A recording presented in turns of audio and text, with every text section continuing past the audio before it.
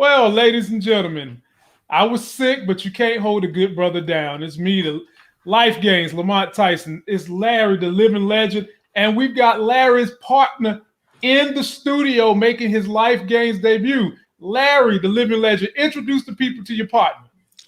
Yeah, man, this is my boy from long time ago, man. We've been friends forever. In 2 days, this is Jacoby. He has a channel on YouTube and Facebook called Conversations with Kobe, where he's talking to all kinds of wonderful, inspiring Black people from the diaspora. So, yeah, check him out. He's talking to all kinds of people. He's talking to, he had a woman on a couple of weeks ago that started a skincare line.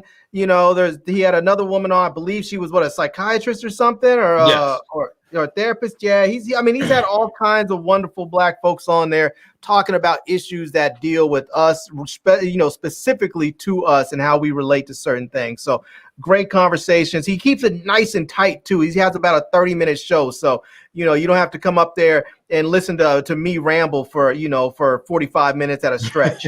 Hell no.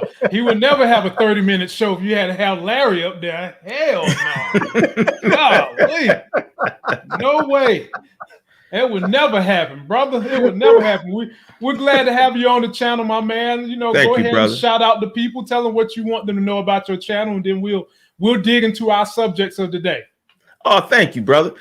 It's just about, Black people that are doing some magnificent things. They're interesting, compelling. And a lot of times you don't get to hear about all the beautiful things we do and understand that availability. And this is where I sit and talk and dig into the lives of some interesting, compelling people that you can relate to. Well, you heard that, ladies and gentlemen. You want to go get inspired. You want to go be compelled. Check this brother out. He's got something for you. Fellas, this is what we're covering today. Minnesota is in the eye of the United States storm over Derek Chauvin. But now we done had another unarmed young Black man, 20-year-old Daunte, get shot. And we're going to discuss that. Damn. Man.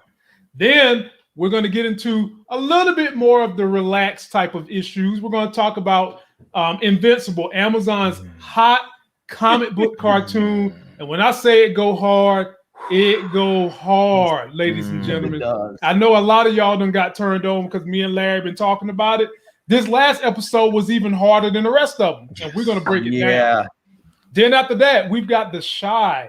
Brand new season get ready to come on. We got the trailer and they done put a whole lot of dangling.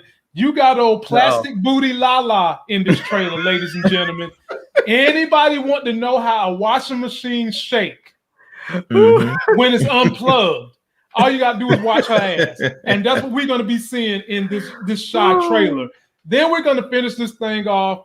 Falcon Winter Soldier episode coming up, number 5, and that looks like it's gonna be fire too. So, fellas, without any ado, let me shout out the people that's in the building. Then we'll dive on into it. So we've got Sharif Page, what's up? D Weave, what's up? Be more careful. Michael Pender, DeAndre Lucas, Miss Todd, Black Panthers in the building. Mike Willie, my other Detroit family's in the building. Fellas, let's discuss this. Let's take a quick news clip look at what went down with this young brother who got shot. Now, the way the story goes is he was pulled because in Brooklyn Center, Minnesota, which is about 10 miles away from Minneapolis, it is illegal to have an air freshener dangling from your rearview mirror. And I was just telling my wife, well, damn, is it illegal in North Carolina? Because they could pull me tomorrow. I got one dangling from my mirror. It may not even be North Carolina as a state. It might just be one little small jurisdiction you're passing through. Or anything. And they pulled him for that. He got nervous. He got afraid and tried to run back into his car. And the lady, who is a seasoned police officer, veteran of the police force, claims that she mistook her taser for her gun. This is some straight bull jive. Ladies and gentlemen, take a look at this. City officials in Minneapolis are keeping an eye on local reaction tonight to the fatal shooting of a man by a police officer there. The man was killed during what police say was an exchange of gunfire after a traffic stop last night. It is the first police killing in the city since George Floyd's death in May. Special correspondent Fred DeSam Lazaro has the story and a warning. This report includes graphic images of the shooting. Dozens of protesters gathered overnight at the scene of the shooting in South Minneapolis. The demonstrations were tense but mostly peaceful. Some people built a fire in the middle of the street as temperatures dropped into the teens. Immediately after Wednesday night's shooting, details were sparse. Minneapolis Police Chief Medario Arredondo. MPD officers were conducting a traffic stop involving a felony suspect. Initial witness statements indicate that the subject involved in this felony stop fired first at Minneapolis police officers who then exchanged gunfire with the suspect. The subject of the stop was pronounced deceased at the scene by medical personnel. Authorities didn't provide information on the suspect's race or the crime he allegedly committed, but family members and local news reports identified him as Dolal Eid, a Somali man in his 20s. Late this afternoon, police released one body camera video from the shooting showing multiple shots being fired. The shooting happened just a mile from where George Floyd was killed after being restrained by officers in May. That incident touched off nationwide unrest over police violence and racism in the U.S.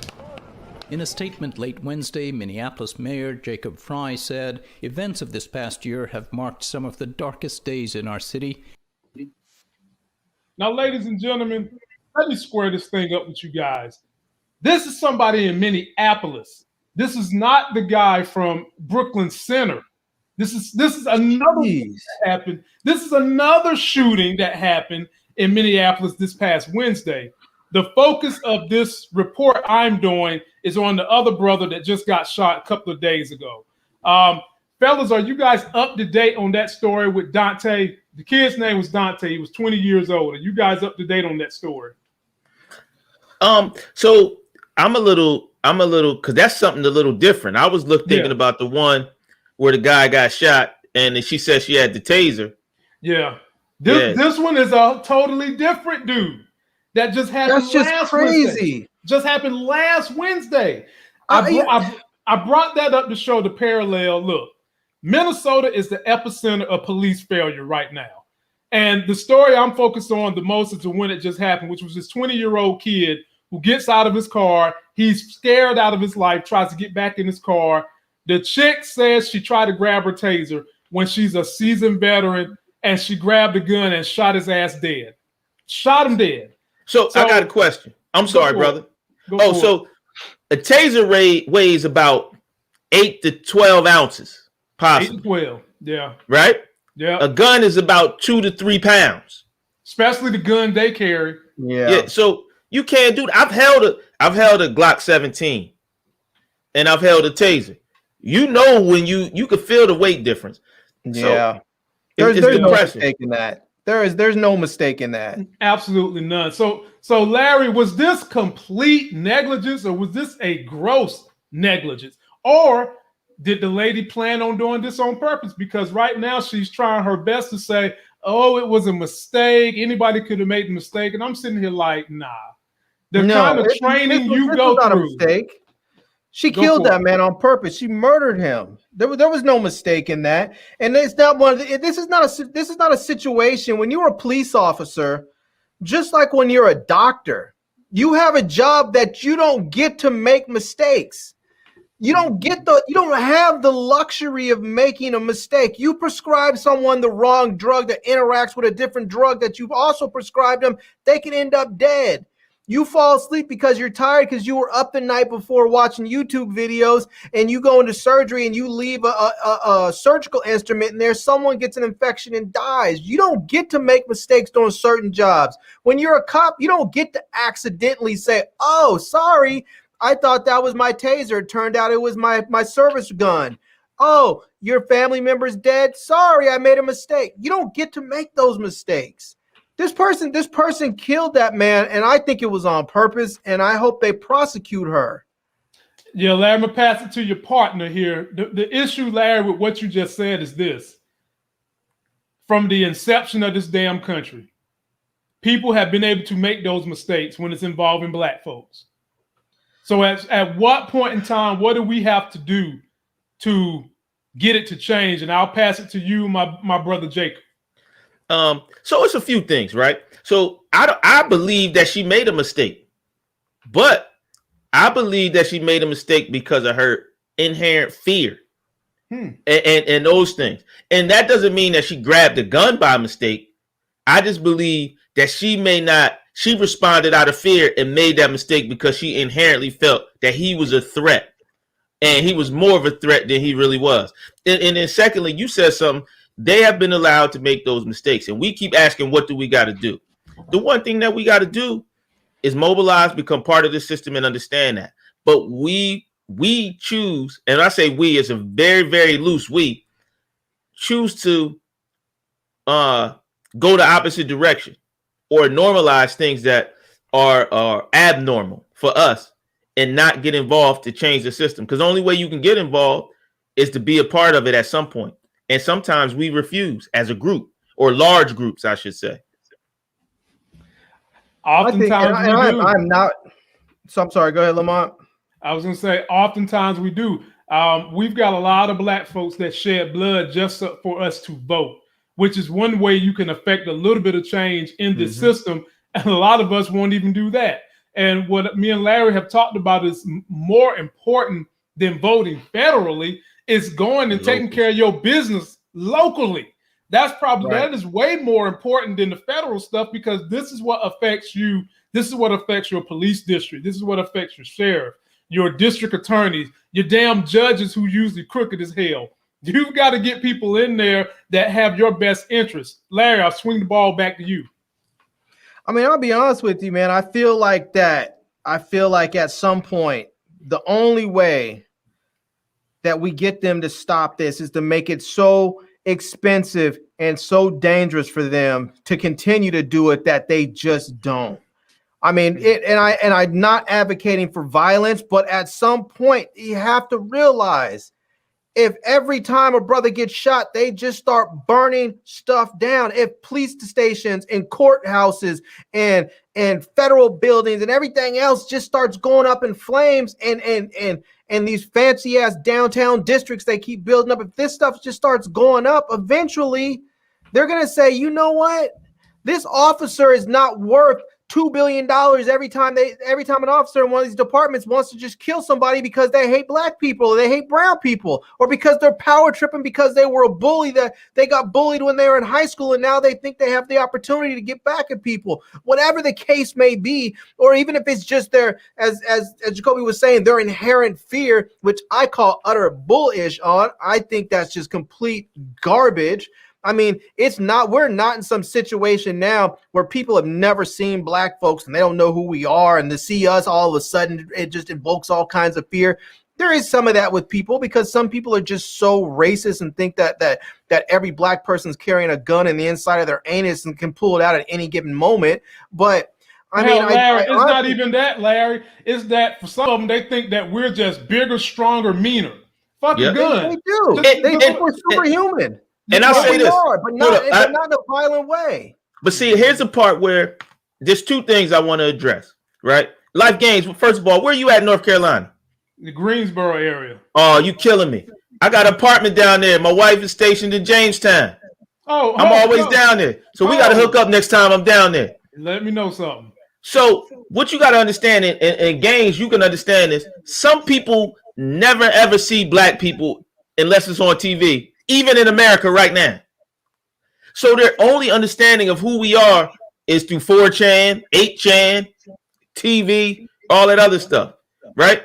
And then when, like, we talking about all of this, when are we going to, like, we leave education or the educational system to teach our kids, right? When do we start passing down generational knowledge to explain to our kids civics, to explain to our kids money, to explain to our kids these things, because our kids are growing up not understanding why it's important to vote in civics, just like we didn't, because our parents didn't teach us how to vote locally, all these other things. When we start understanding that we got to do for self, it changes the narrative completely different, because we start creating things. And one thing that I could say, I grew up in central Pennsylvania, and then being in North Carolina, being in Atlanta, being in those places. When you talk about black establishments, black expectations, black things, they treat it differently when you're in some of those things than up north, because we think of some of the black stuff that we have as less than.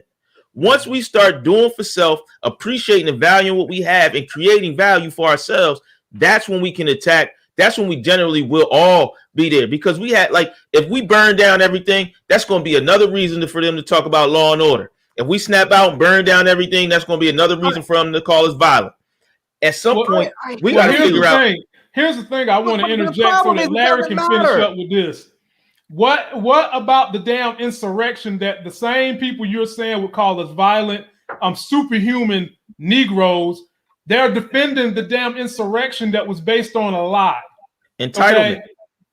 I get that. We're asking for a life. They went down there to overthrow the government based on a lie. We are literally fighting for our lives here. Literally. And you're not listening. And I'm tired of thoughts and prayers. We've been thoughts and prayers since Kunta Kinte got off the boat. And that ain't worked yet. We need action. I don't know. Go ahead, Larry.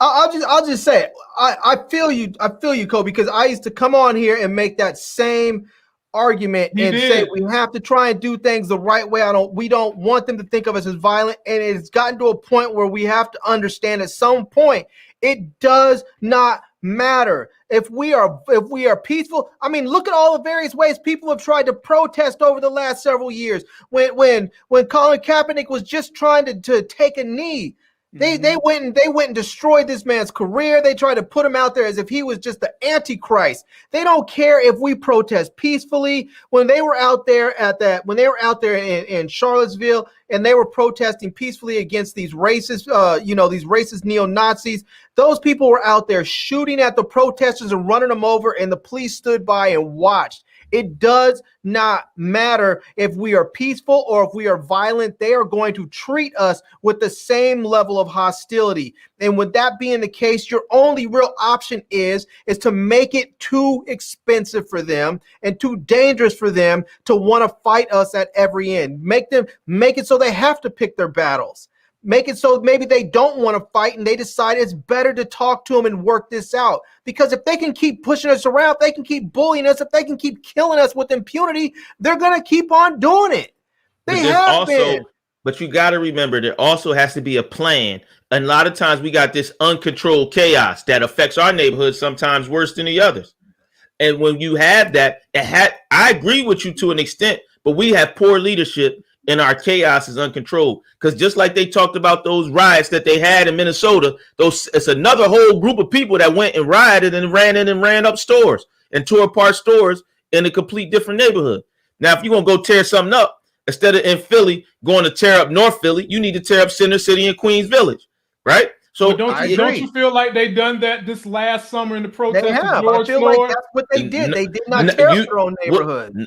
Hell no, not in the cities I live in. In Wilmington, Delaware, they tore up Al's, which is a sneaker shop that's been here and took care of black stuff for years in there, and they tore up stuff in the city. Very few downtown businesses. If you go into Philadelphia, a lot of that stuff was in West Philly, North Philly. They ain't go to tear down Center City. You see, they had those whole group of white boys down in Fishtown standing there with bats that the cops was talking to, and guns and knives and all that stuff, protecting the area down in Fishtown. So no, they haven't. Where they've been the most violent, where they've been the most thing, they tore up a few places on Chestnut Street, and some of those businesses that they ransacked. And those were different. The ones that they tore down Center City, the ones down Center City, I truly believe were plants that were a lot of other people being involved, and it was a lot of people that weren't part of the true Black Lives Matter movement or the true movement. And I think the other ones violated in other parts of the city.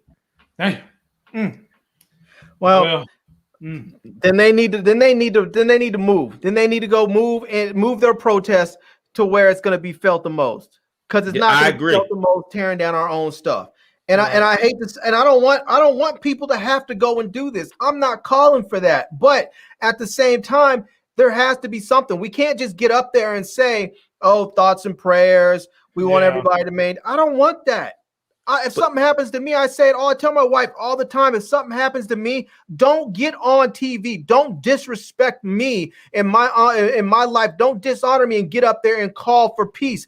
I want the exact opposite. I want my life to cost the person that took it and the system that allowed them to take it. I want them to call. I want you to show how much my Black life truly matters, how much it costs, how much it is worth.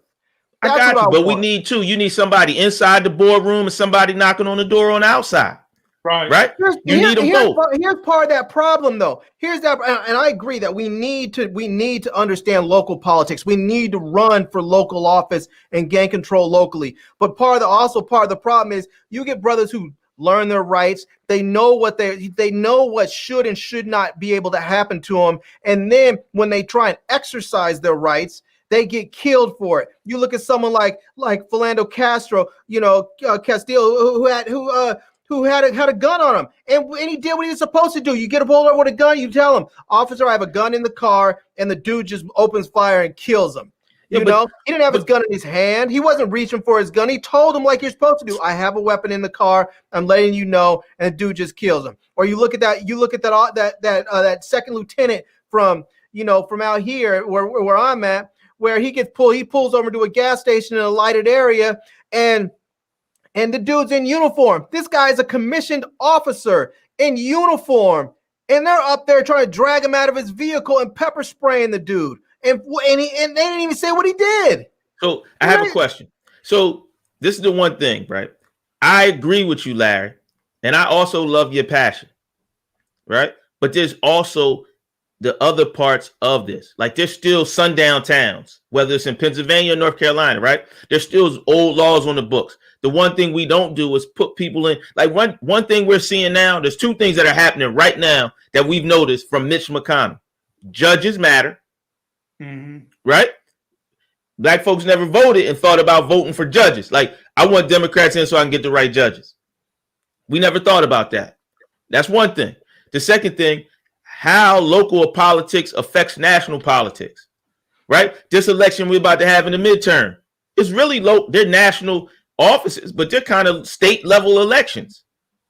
And so he's talking about because they're House seats for those of you not following what he's saying.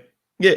And so as we move forward, like, there's everything. We got to stop thinking there's only one way to do stuff. And that's why we always end up on the opposite. We need to come together with a plan that encompasses all. And right now you're saying that's only one part of the plan because we got poor leadership. Now, that's a long story. I can get on our poor Black leadership. That's a whole nother story. But if we have real national leadership, then when you have a riot or we do those things, then we can start moving towards change. But nebulous or poor leadership, we can't affect change like we want to because we have no direction. We got Ice Cube asking for one thing, Steve Harvey meeting Trump asking for one thing. Then we got some people who don't want to meet that have a different group. What are we asking for? What do we want? And we only talking about one aspect. So I'm gonna slow down because I get passionate too. And me and Larry do these things personally. Right now, I don't want my favorite rapper or some comedian up there negotiating policy for me. I do not. Just like I didn't want some businessman to be president. I want professional politicians to be my politician. I'm not going to go to a plumber and ask him to work on my teeth as a dentist. There are people who are trained in their specific field to do their job. I don't want Ice Cube or Steve Harvey or any of those other damn people that think they may be passionate and know something trying to do policy work. Put all that, meet with the politicians and give them all of the stuff. Give them your aid, lend them your influence on social media and with everyone else, and let them go do that job because that's what they're supposed to do. I'm gonna stop because we're gonna keep going off because Al Franken was a great politician. And he was funny as hell as a comedian. He became a politician, though. Yeah, but you don't like these guys. Ran. But I don't see Ice Cube trying to become a politician. Ice Cube's getting up there and he starts talking. If Ice Cube wants to be a politician, so I'm gonna say this because we're gonna keep going back and forth. I'm sorry, Brother Gaines, But I'm gonna ask you a question. Who better? We don't know who. Half of the people that are speaking for us aren't even asking for anything. Name somebody right now besides anybody else. Name one politician out there speaking for us. Stacey Abrams. And she doesn't want a national office right now. She wants to stay in Georgia and do her work in Georgia right at this moment. Well, now, who else?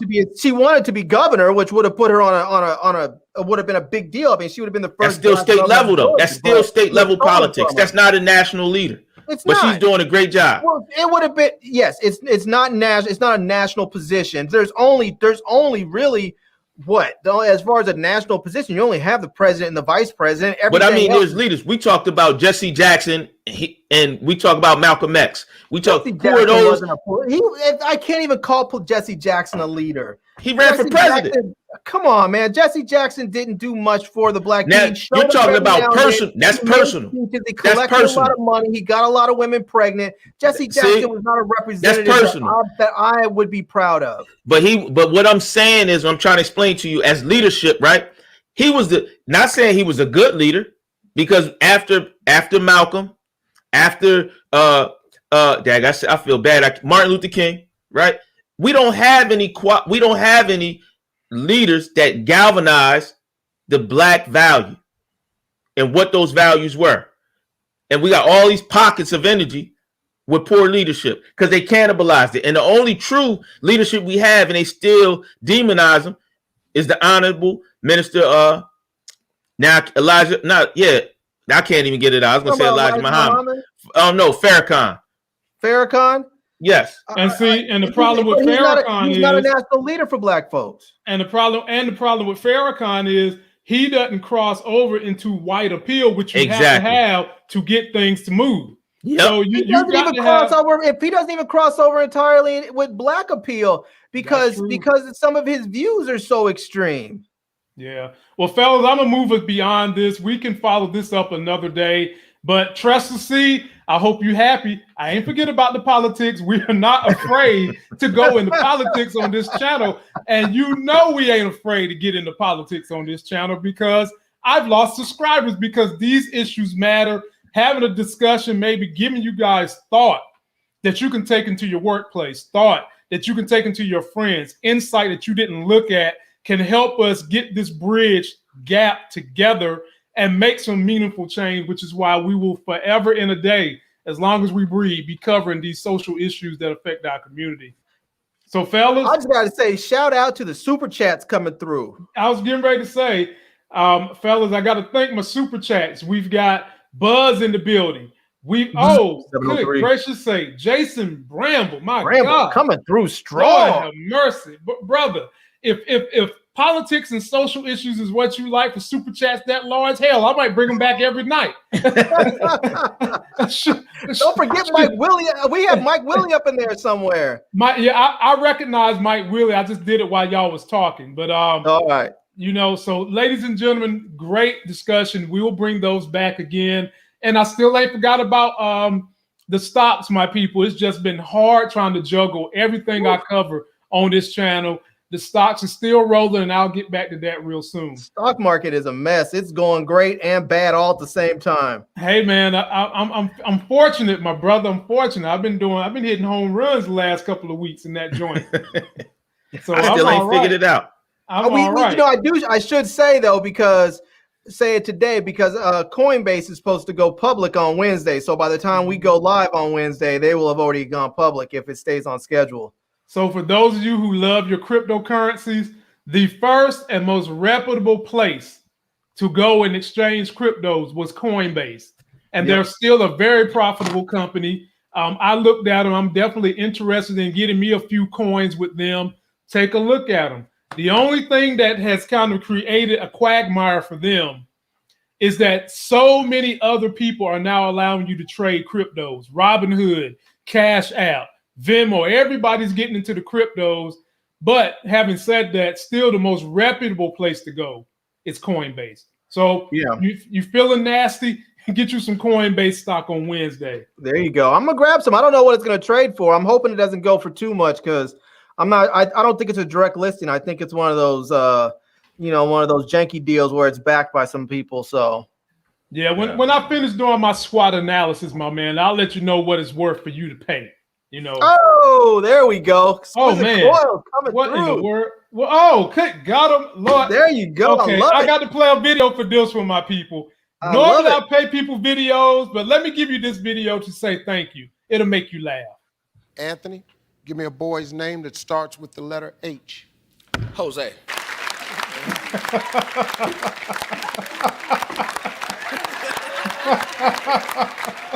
Jose with an H.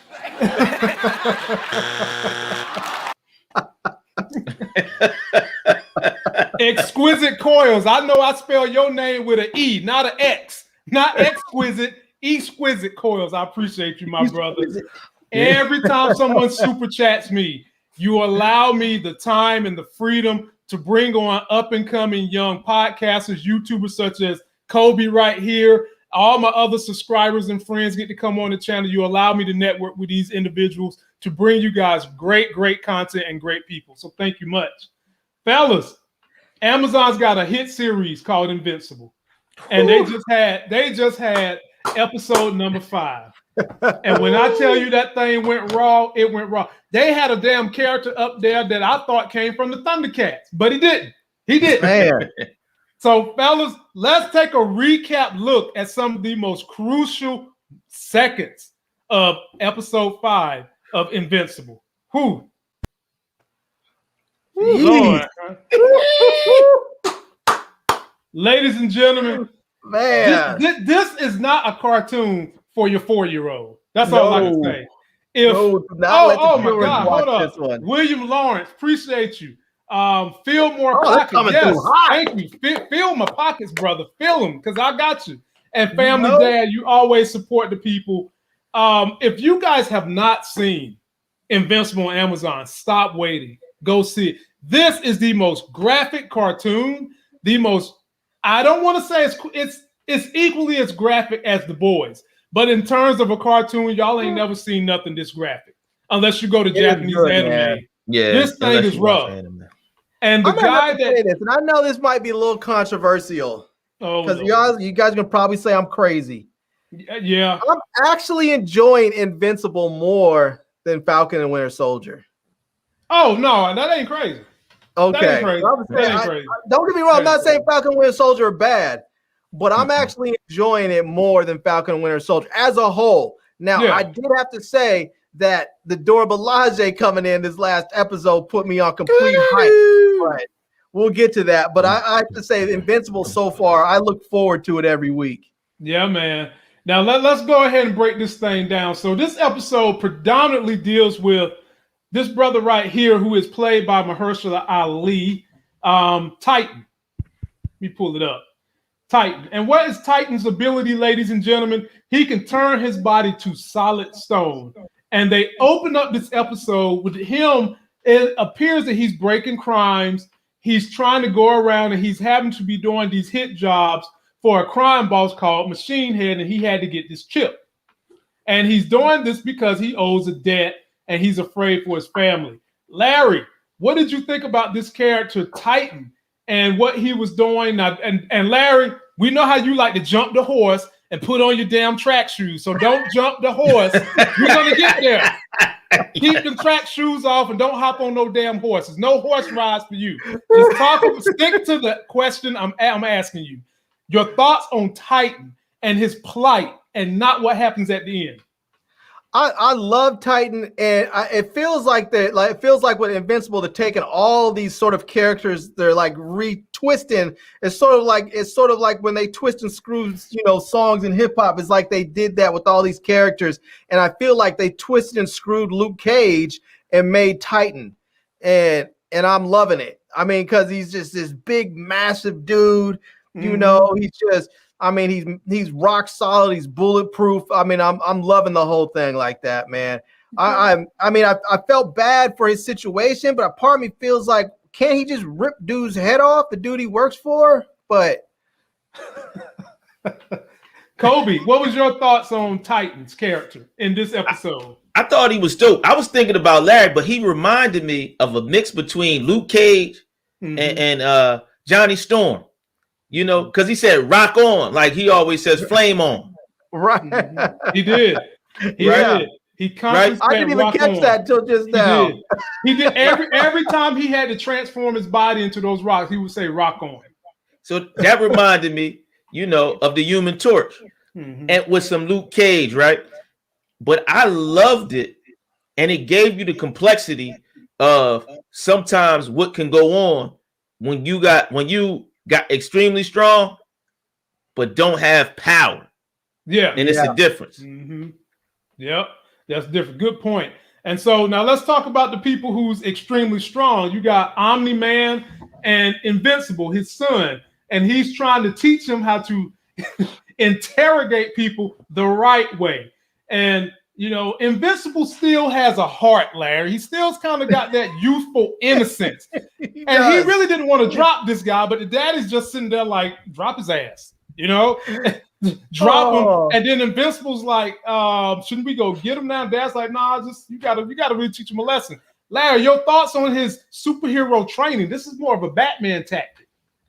You know, I'll be honest with you. Part of me wonders if what his dad is doing is actually the right way to do it, the right way to train him. Because, as you know, like his mother said later on in the episode, is like, you know, when you came here, you didn't know how to be a hero. I taught you how to be a hero because you didn't know what the human race needed, who we were, what we were. And so his son, who, for one, because he's half human, excuse me, and grew up on Earth, understands people more. But at the same time, I imagine if you are constantly dealing with the same type of BS that you're going to deal with as a superhero, people constantly thinking that they can hurt other people and get away with it, that they can steal and get away with it, that they can manipulate stuff and get away with it. At some point, you're going to become jaded and vicious and mean because you're just going to get tired of it. And I think that's where his dad is at. And I think maybe he's trying to help his son in some way, so his son doesn't have to go through that whole jaded process and maybe just gets right up front. I don't know. Okay. I mean, I don't know if what he's doing is going to work or not, but part of me feels like his dad is the way he is because he's just jaded, but the kid is just a sweet kid. Yeah. Kobe, your thoughts on the dad and his teaching methods of trying to teach his son to be a superhero? So I don't think he really cares about human life. I don't think he values it like that because he's a Vitramite. They all are super strong. Yeah. And you notice his face when his son changed? When he said his son got his powers? Yeah. He changed. He's a Vitramite, man. He ain't worried about no humans. And that's what I think that's what I mean when she said, I taught you how to be human. Because I don't think he valued human life because to him, physically, he's almost like a god amongst men. Well, here's the problem. He obviously doesn't value superpowered people's lives either, considering that he took out the Guardians. They ain't superpowered to him. Not enough, apparently. they ain't superpowered to him. He chopped his head off with a jiggy. You know, like wax on, wax off. Well, you know what? When we get to the end of this review, the climax, there's a lot more I got to say about this daddy because his ass was up there lurking, watching what's happening to his son, and we got to talk about that. How y'all fellas feeling about this budding love relationship Invincible is having with this sweet young black lady, but he kept showing up late everywhere. Y'all know sisters usually don't play this late thing with their date, even though their asses tend to show up late. Larry, I'm gonna give it to you first.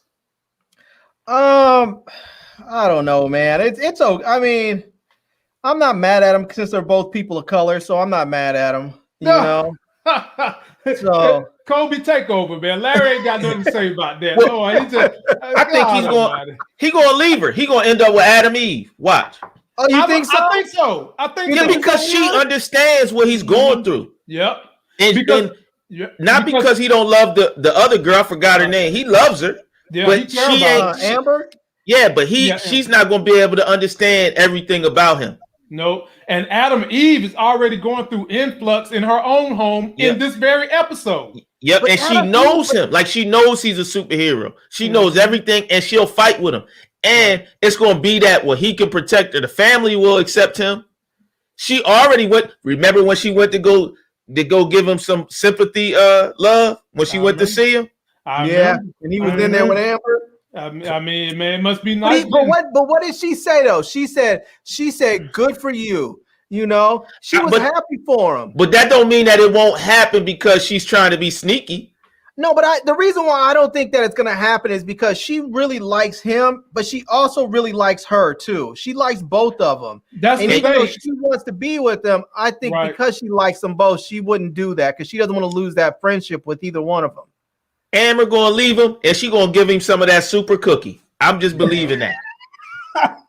Well, I hope that if you're a superhero, that don't mean it enhances all your sensibilities, because we hate for that brother to nut in 2 seconds. That is goodness gracious. You know, I'm just saying. I'm gonna move on. I don't want the ratings police.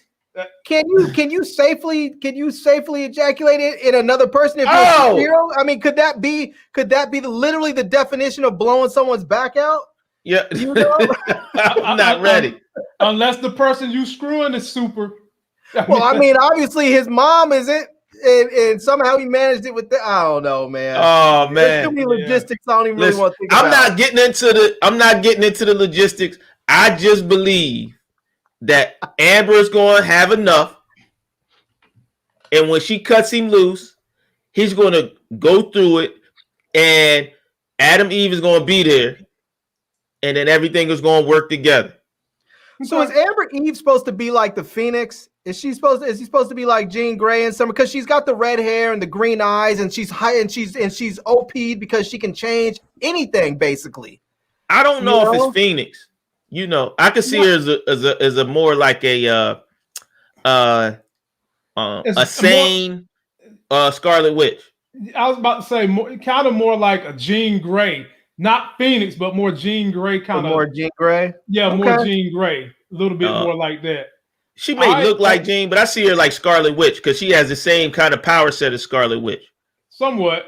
She just ain't crazy. Right. Not yet. Not yet. Not yet. They better not hang around her when that time of the month show. Oh, damn. Anyway, come on, man. You got to get us all in trouble. Look, man. Okay. Well, here we go. The wife of Omni-Man finds out from his spare outfit that this brother really did take out the Galaxy 6 crew. Jacoby, I'm coming to you first. What is she going to do now? Because it seems like they've been foreshadowing that she has a 100% gut intuition that Omni-Man has been up to no good. She go ahead. What can you do, brother? That's your husband. He's abusive, just not to you. And what you gonna do? Play tough? I guess she's gonna have to keep rearing that son because they keep putting the innuendos in there that she's trying to tell the son to be your own superhero. Maybe she's gonna wait for the son to get of age where he can beat the daddy, but damn, that could be years from now. Considering what happened this episode. Maybe they're gonna go Shakespearean on us and go and do a whole Oedipus thing. Maybe they're gonna do where he's gonna kill the dad and take the mom. I don't know how is he gonna kill the daddy? How? Like I don't know, man. I mean, he can punch the daddy in his sleep, and it probably wouldn't even hurt the daddy. Not yet. Not yet, but maybe he's gonna get good like that. I don't know.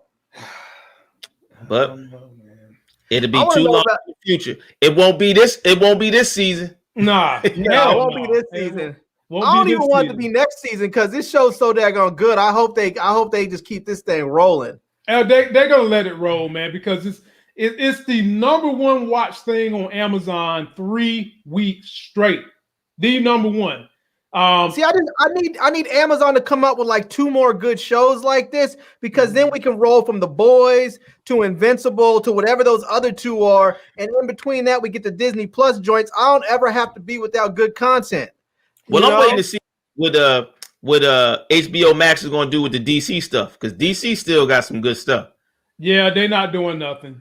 I mean, they're not doing nothing. I mean, they just dipped Doom Patrol, didn't they? Doom Patrol was all right to me. I liked what's her name, the crazy chick.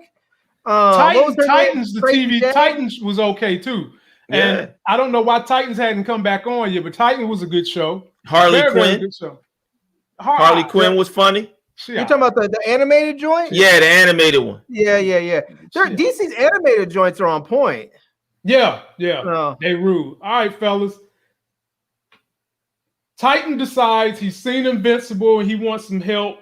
They meet up upstairs. They share each other's stories. They kind of see that they find a common thread, and he basically asks Invincible to help him overthrow Machine Head. Invincible goes back home, discusses it with his family, mom and daddy. And of course, dad is saying, no, you're not going to help some low-level guy. No, why are you going to help him for? And the mom is basically saying, be your own hero. Larry, what was going through your mind when you saw this exchange between Titan and Invincible? And then what eventually went on with Omni-Man and the son? Yeah, I mean, I in one sense, I understand where the dad was coming from, because he's trying to tell his kid, like, look, this world has an infinite amount of problems. And if you go out there and try and solve everyone's problems, you will be left completely spent with nothing left for yourself or your family or anything else. And you may be spent when it comes time to actually having to really go fight the big fights. And so I understood where he was telling his wife, like, hey, he's fighting for the lives of millions, not just for the one guy. And it's sort of like that. It's sort of the argument that was made between like Spider-Man, whether or not Spider-Man should become an Avenger that's with them all the time, or if like Tony Stark told him, go back to your neighborhood and defend the small guy in the neighborhood. It's like, you're going to be a neighborhood superhero, or you're going to be a global superhero. So okay, well, you got to start somewhere. Right now he ain't none of that. He got to start somewhere. Jacoby, how you feeling? Oh man, like I told you, Omni-Man don't care. Exactly. It's something else going. Listen, exactly. if you go listen, hold on, let's think about this, right? He's supposed to be the protector. He killed all the other protectors. Right. He got a plan. Something going on. You know it. And then he never wants his son to do anything that's going to help him get training without him being around. He didn't want his son to go to Mars. Remember that? I fully believe Omni-Man knew what the hell was on Mars. I fully believe Omni-Man knew that you had those killer starfish, that you had the Martian manhunters up there. I feel like Omni-Man knew all that. And he just said, you know what? Oh, well. And now he don't want this brother helping these people either. He knows something. We'll get there in a minute when I'm going to have more to say about Omni-Man, but I just got a feeling about Omni-Man. What do you think about the possibility that the the Viltrians, whatever they're called? Viltrumites. What do you think about them possibly going to all these other worlds as their defenders, really as conquerors? And they're doing that so that they can destroy all of these other worlds' protectors, so that they can just simply take them. And there will be no. So what you said is interesting, because how they use, he said, we give them peace. Mm-hmm. Right. Mm-hmm. How do you give peace? That's a loaded statement. Yeah. Right. Putin giving Russia peace, ain't he? Yeah, his form of peace.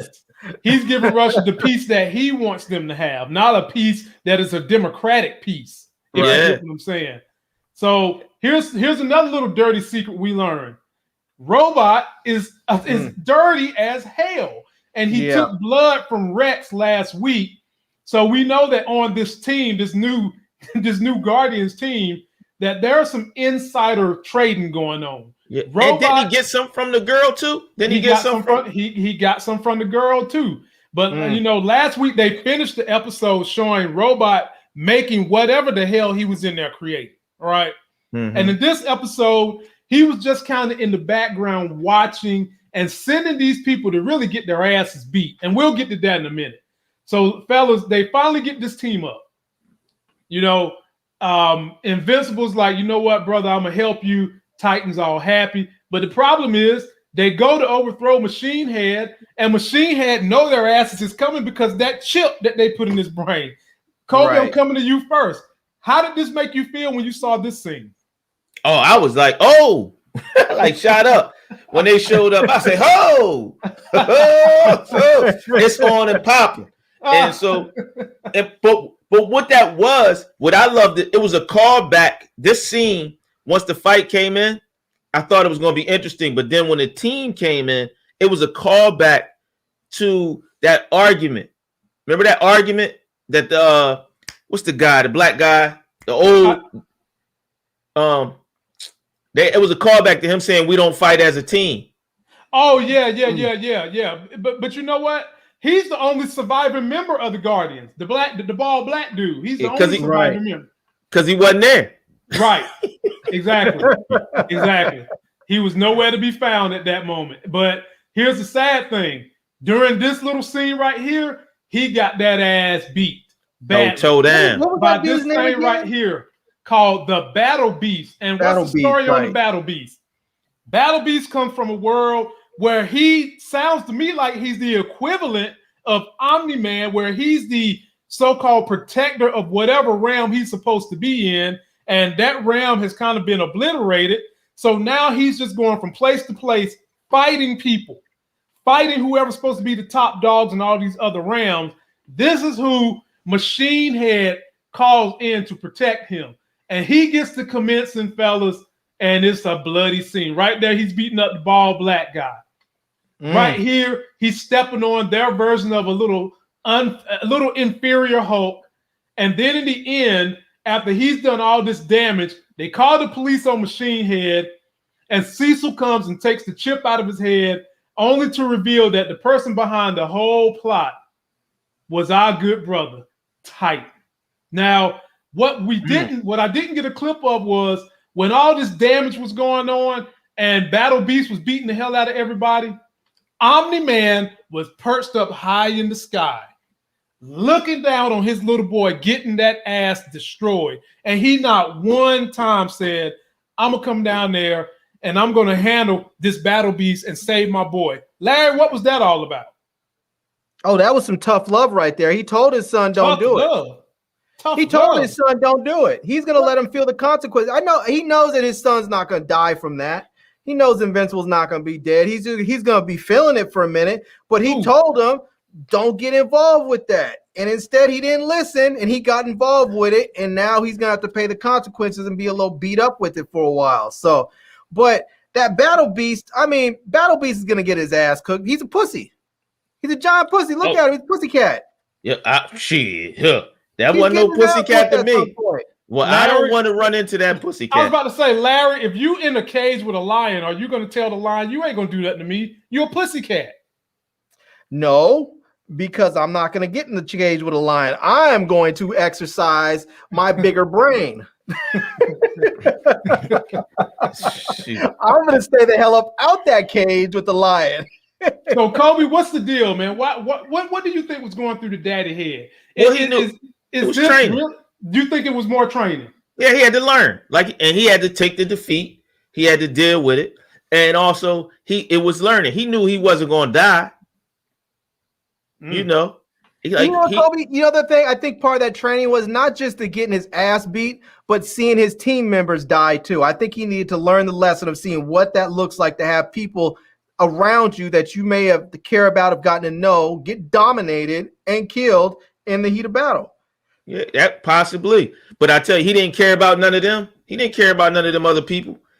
Nah, he knew his son wasn't going to die. He was there just in case. Now, what is Cecil's deal? Because we know Cecil is in complete cahoots with Omni-Man. What is so special about that chip that he had to take from Machine Head? I'll give it to you, Kobe. I don't know if it was something special about the chip. I think he just disarmed Omni-Man. Machine Man. But Cecil knows more than he's letting on. Cecil's like, he's like, I'm having brain farts. The guy, one eye guy on Marvel. Oh, you're talking about Nick Fury. Yeah, he's the Nick Fury of Image Comics right now. And so he's not letting everybody know what's going on. Because Nick Fury seems to manage to get out of everything. Well, I don't know if Cecil can fight, but Nick Fury in his heyday, he was tough. Nick Fury would be offended y'all said he's Cecil. That's what Nick Fury would say to y'all. I have to say this. Cecil must have some sort of skills because no one really messes with them. At all. They just don't mess with him, which tells me that he must have some skills that people are just like, nah, I don't really want to mess with that dude. Like, there's some old men you see where you're like, that's an old man that will F you up. And you're like, I don't want to catch a nail. It could just be that Cecil has the power without demonstrating power. Like, Cecil might not be physically nothing, but he has you saw how he got rid of demon blood. Oh yeah. Yes, he ain't physically do it himself, but he had his people do it. So this is the thing I hope they don't do with this. I hope they don't turn this into some weird religious thing where they make us have to watch it where all of a sudden the devil or some demon comes and saves humanity. I hope they don't try and bring some weird stuff in there like that, because they're already setting it up like he's going to have to come back and be the one that sort of rescues everybody. I can easily see that happening, but he's not going to be the one that's going to rescue him. He might help him, but I don't think he's going to fully rescue them. I think this is going to stay cosmic because what's this boy, Alan? Alan is important and he ain't come back yet. Right. It's a lot more going on. Mm-hmm. I think it's going to stay cosmic. We haven't seen those star rolls. They coming. Yep. We haven't seen Alan come back. And I'm telling you that lion, I forget his name again. I'm going crazy, but the lion guy, Battle Beast, he got something else going because he didn't fight the dad, and he's talking buku stuff. Yeah. He's talking about he wanted to fight the toughest on the earth, and they setting this up so we can see that fight. But then you also got them plagiarizing Apocalypse with the Mummy. We got to see that story play out too. Y'all didn't think I forgot about that, did you? And now that Titan has the power, he's got the physical power, and now he's got the reach and power. Man, it's getting good, ladies and gentlemen. If you haven't seen this, be sure to go watch it, catch up with us, because we review this every Monday because the weekend gets a little busy for us. Maybe we'll find out that Battle Beast is really like maybe he's from a place like whatchamacallit, where's Thor from again? Oh, Asgard. From Asgard. Maybe that battle hammer he has is like Mjolnir or something. Or maybe he really is from Thundera and he was an evil Thundercat. Maybe they'll play us like that. But fellas, we moving on, man. We moving on to the shot. He was a Thundercat. Maybe he was like, what's his name? Like them dudes they locked up in that mirror in Superman. What was it? The Negative Zone. The Negative Zone. Maybe he's like one of them dudes, except he's a battle cat. Right. Ladies and gentlemen, we did not forsake y'all. We know The Chi is coming out, and we've got the trailer for the new episode, and I've got a couple of clips that I took pictures of because we got to talk about these clips. I know Larry's going to have a crazy hot take on a few of them. Did I get Lala Anthony's machine plastic rear end? Of course I did, because right now we're having a chip shortage, and hell, we could use some of that plastic to get these microchips out here. So here we go, ladies and gentlemen. Kick back, relax, take a look at this trailer, then we'll review it. I'm going to change our city forever.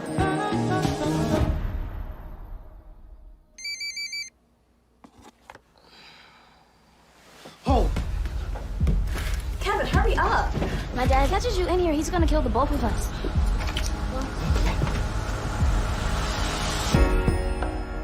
Damn, man, kid. Look at us. You must The problem, she yelling at you? No, she just being quiet.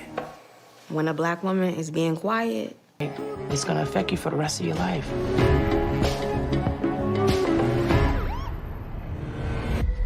ID? What I gotta show you my ID for? Come on, Jay, let's go. Get on the ground! What are you doing?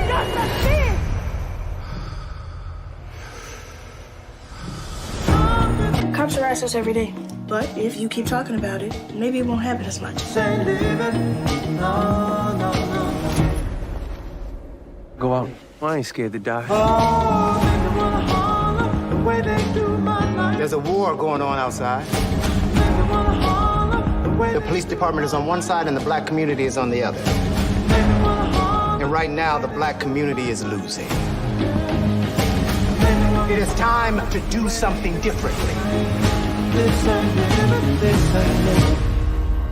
Today, I'm going to change our city forever.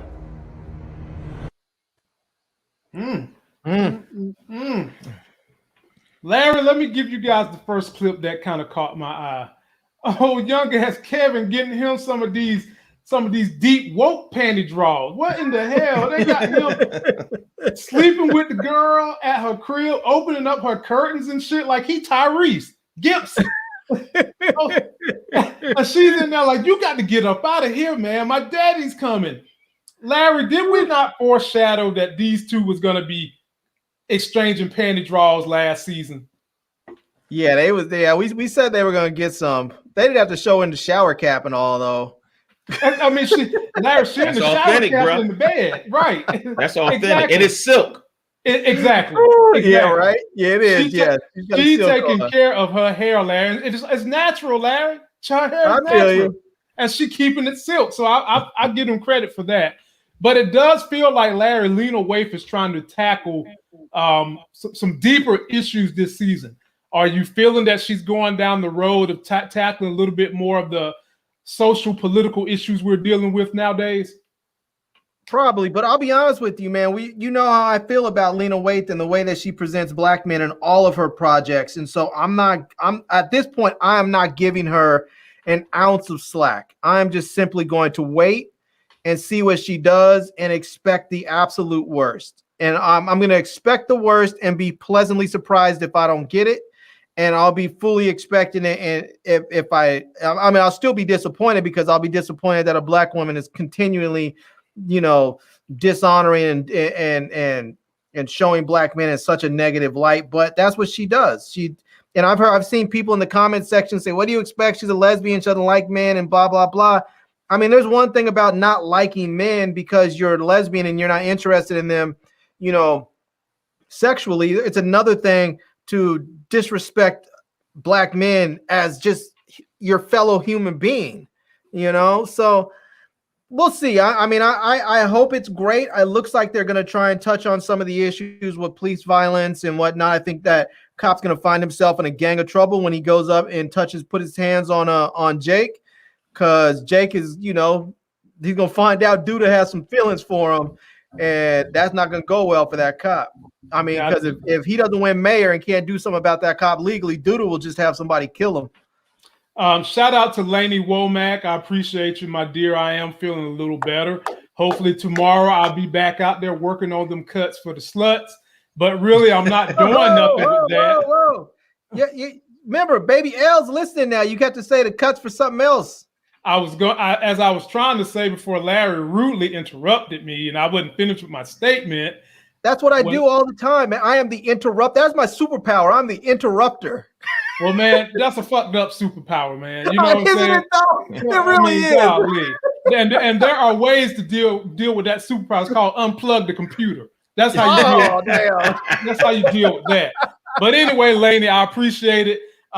Kobe, get in here, man. I don't know if you watch The Chi, you follow The Chi, but so I'm gonna keep it honest with you. I don't watch The Chi because to me it's more torture porn. Like I've watched The Wire, I've seen all these stories, and seeing all of black trauma and drama wrapped up with our real life stories.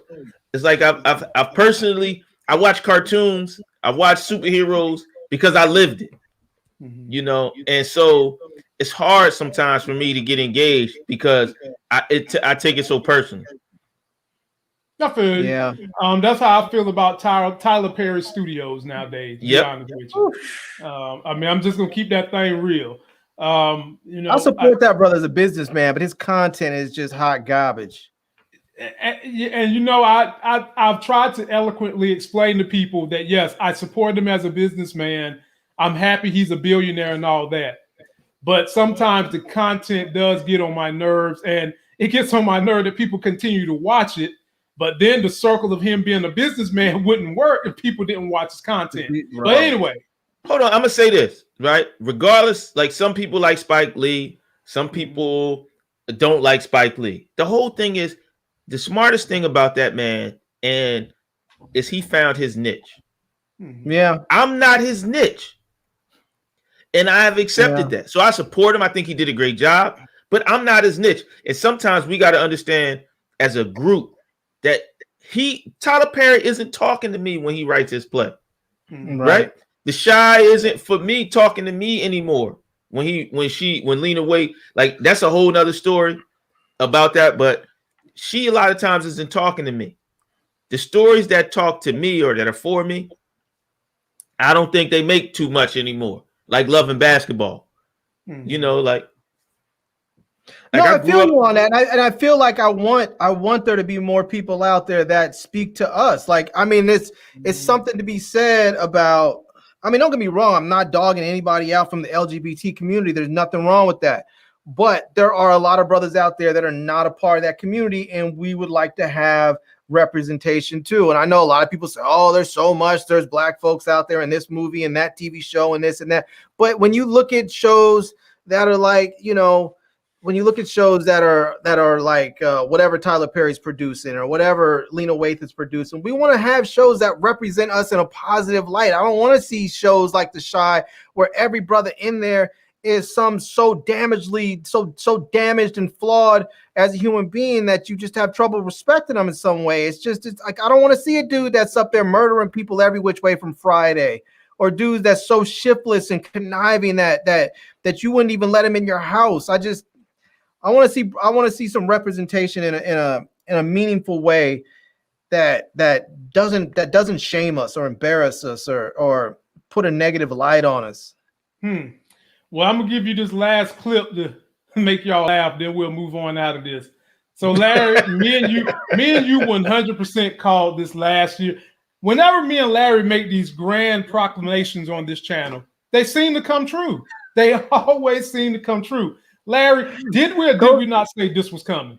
We did. Before we go there, apparently Nita just went ahead and hashtag Kobe's hashtag black trauma porn. Oh Lord, here she go.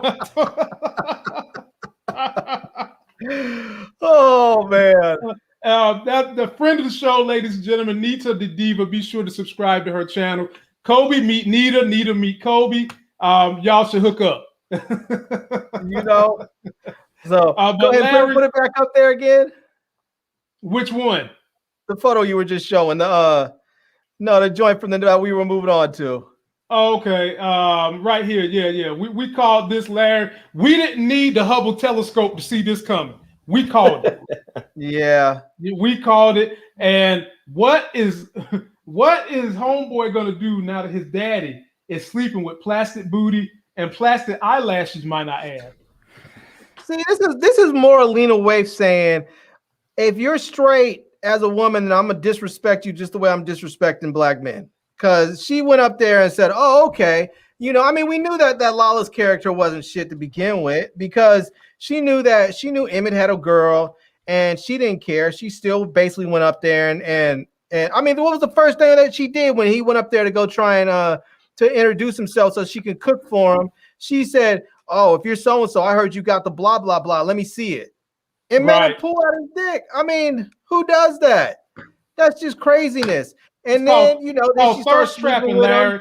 It's called thirst trapping, my brother. It's thirst. I guess so, man. But you know, she did that, and then she started messing with his pops. It's just like, I mean, to me, I just feel like it's just to go from the son to the pops and all that. It just feels like, honestly, I just feel like it's just more Lena Waithe just being disrespectful to people. It's like, oh, okay, you're a woman, but you're straight. Cool, I can disrespect you too. That's what it feels like. It's just like, if a straight producer and writer start disrespecting gay people this much in their movies and their TV shows, there would be hell to pay for it. I just think that people need to keep the respect on both levels 100. Otherwise, you can't expect it in return. Well, you know why it's acceptable, right? Because it's considered urban, and that's what they expect. You know, that's how I feel about it. It just bothers me. Well, we're moving on. We're moving on to the Marvel MCU, and this is the last trailer we'll be watching. My bad. That's how I feel about it. Steve believed in you. He trusted you. Why'd you give up that shield? I did what I thought was right. The legacy of that shield is complicated. I am Captain America.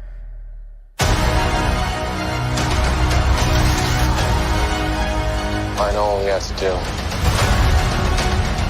A word of advice, then. Stay the hell out of my way. We bled for this country. Shield or no shield, I'm not gonna let anybody tell me I can't fight for it.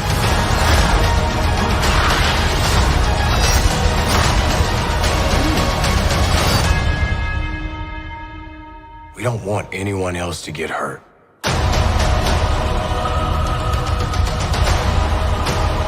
You don't want to do this.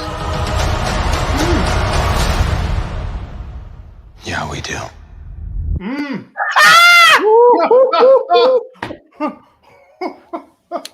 He said, "Who you think you talking to?" Man. Boy. Okay. I mean, now, Larry, I picked apart the stuff that we hadn't seen before because there was some juicy nuggets in here. First of all, this right here was beautiful. Ooh. This was a thing. Oh, yeah. If you ever put your arm on the shoulder of Adora Milaje and you ain't Wakandan, that's an ass whipping. What did he expect? And I would love, Larry, for them to come back in and whip his ass again, but I know we're not going to get that no more. So let me move on. You get him in his traditional military gear, basically trying to continue to get the force to be reinforced that, look, I'm Captain America. Kobe, how you feeling about him having such a small viewing of himself? His insecurity about being Captain America is the size of the Atlantic Ocean. Well, he never understood what Captain America really was. And he was never happy with himself through everything he did and all his accolades. He never felt good enough. So, you know, that's the part about sometimes you see people who are overachievers. Mm-hmm. They're overachieving because they want to feel good about themselves.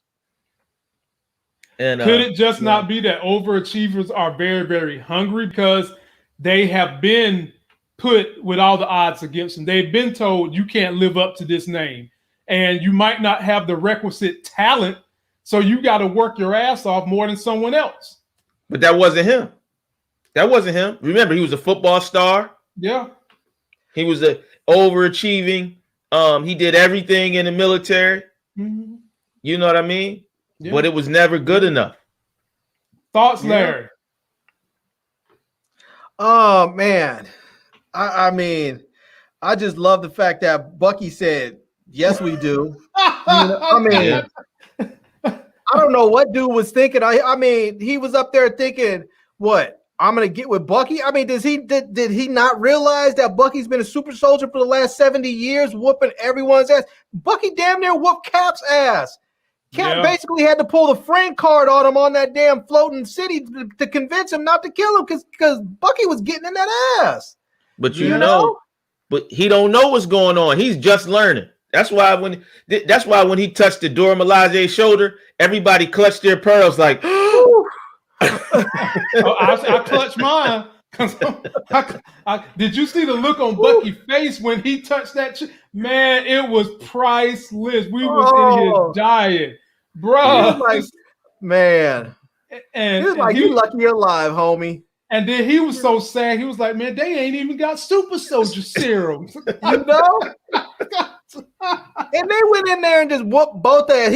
She took Bucky's arm off. The other chick went and took Cap's shield. She just did that little flick with her arm, with her foot. Bling, put it right up on her arm after that. And then AO said, "Nah, go ahead, give it back to him." Oh, man, she should have been like, "Nah, we're taking this bad boy. If Sam doesn't want it, we're taking it back to Wakanda with us. It's vibranium, which means it's ours."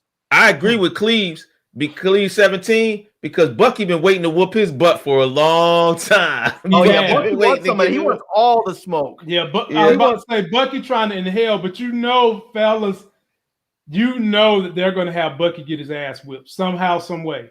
I'm telling you. I'm telling you. No, please don't. So let's take a look at this. So you see U.S. fake ass agent Cap throwing the shield. And look who decides she's going to put her little toe up in the air and kick it back. My girl, Carly. Yo, I love her. I love Thank you, Carly too. See, you always welcome to this show, Kobe, because I just told them last week I'm feeling Carly more and more and more, and they laughed at me. They told me something's wrong with me. I loved Carly from the beginning. I love. You know what? Every time I see Carly, I be wanting Beanie Siegels with a thug about to come on. Every time I see Carly, I imagine if Maya Rudolph was a badass action figure. Oh, God. Here we go.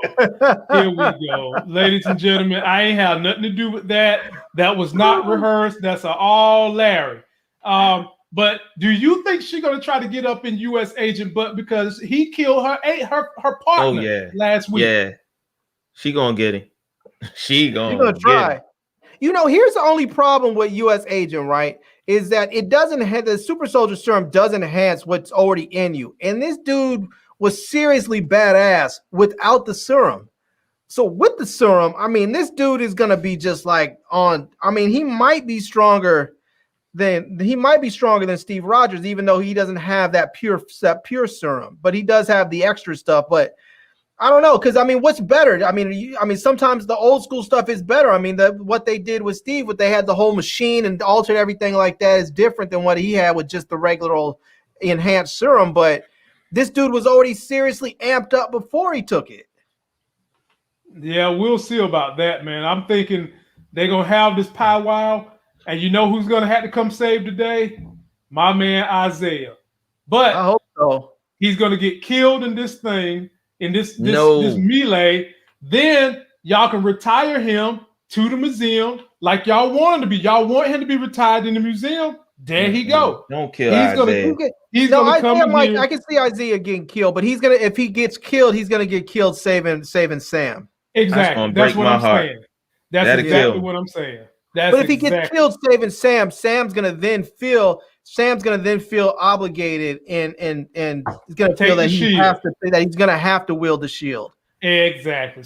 See, Larry, them chickens always come home to roost. They always come home to roost. And having said that, ladies and gentlemen, we're out of here. Be sure to go. Go ahead. Can I say one thing? Yeah, go for it. Who do y'all know who the new Captain America's real mom is? No. Yeah, that's Goldie Hawn. Goldie Hawn. And Kurt Russell. Right. Yeah, that's right, because it's Kurt Russell's son. Yeah. I can tell by that chin.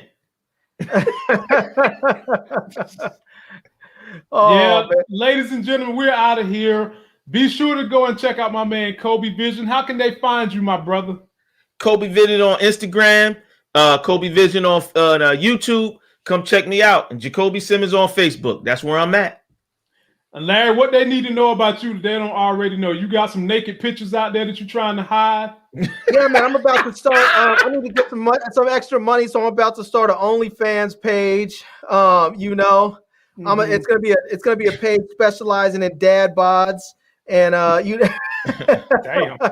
Nah, man, I'm just telling people the same thing I keep saying. I'm gonna keep nagging and nagging and nagging until there's no more nagging to be nagged. Please wear your mask. Mask up. Wear a mask, and please get vaccinated if you are eligible, which you will be in 6 days. Everybody will be eligible on the 19th, so please sign up and go get vaccinated. All right, and last word for me is special thanks to Car Bro, who says she got the password to that arm. Oh yeah.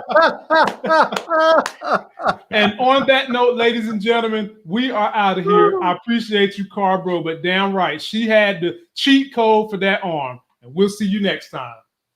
Peace.